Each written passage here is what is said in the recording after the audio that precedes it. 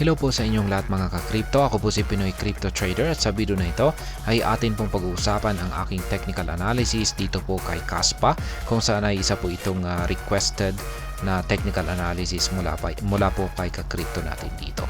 At ayan, bago po natin umpisahan ang pagti-technical analysis kay Kaspa ay nais ko lamang po munang bigyang linaw ang aking disclaimer kung saan ang nilalaman po ng video na ito ay hindi po ito isang financial advice.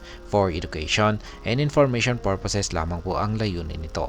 Maliban po dito ay nais ko na rin pong magbigay babala na wala pong kahit anumang group chat ang Pinoy Crypto Trader.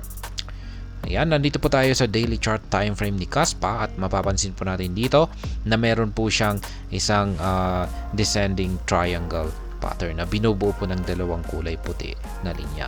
At maliban dito ay nagkaroon na po siya ng breakout sa upper portion nito. At ito po ay naganap noong mga May 18. Ayan, at ito po ay nakaranas ng bullish breakout at umangat po ito. Kaso nung malapit na po siya dito sa major resistance line natin dito sa 0.1468814 ay ayan, nagkaroon po siya ng rejection at napaurong po siya ng bahagya or napatras po siya ng bahagya para magkaroon ng retracement.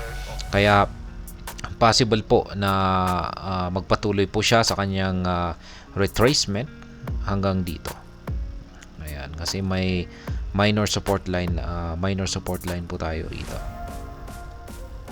Ayan, lagay po natin ang kanyang price label. Ito ay nasa presyo mga 0.130938. Kaya ayan, posible po siyang makaranas ng retracement dito at bago po siya magpatuloy ulit sa kanyang pag-angat sa presyo.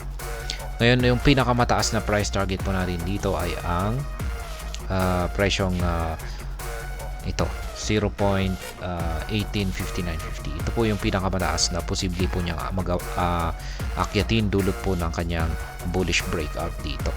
At provided na basta mabasag niya yung major resistance line natin dito na 0.146814. Yan, kung sakaling nababasag po niya ito ay ayan, malinis na po yung kanyang daanan para akyatin yung pinaka price target natin dito.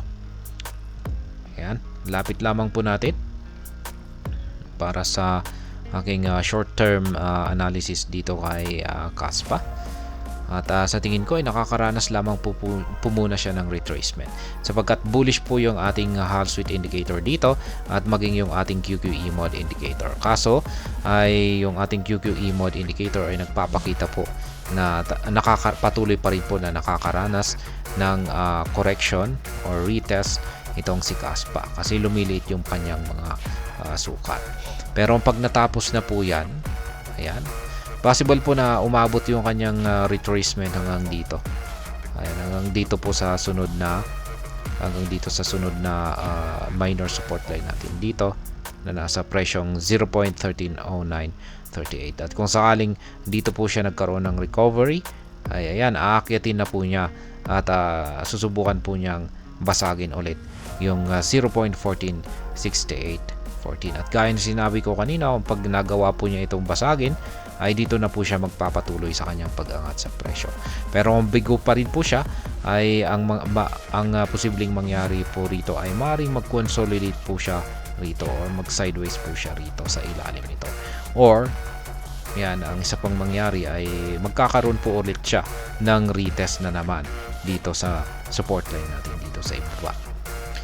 Pero sa ngayon ay ayan, nakakaranas muna siya ng retracement at sana nga ay pagkatapos ng kanyang retracement na ito, ayan, pagkatapos po niyang magkaroon ng retracement dito at siya na ay makaka-recover, ay sana nga ay sa pagkakataon na ito ay dito na po niya magagawang basagin yung major resistance line natin dito para ito ay magpatuloy sa kanyang pag-angat sa presyo para patamaan yung ating pinaka price target dito na 0.185950. At ayan, yan ang aking technical analysis update dito kay Kaspa.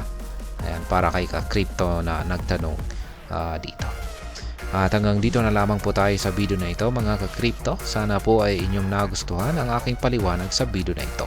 Kung inyo po itong nagustuhan ay pakiclick lamang po ang like button nito. Para naman po sa mga bago lamang dito, kayo po ay aking inaanyayahan para mag-subscribe.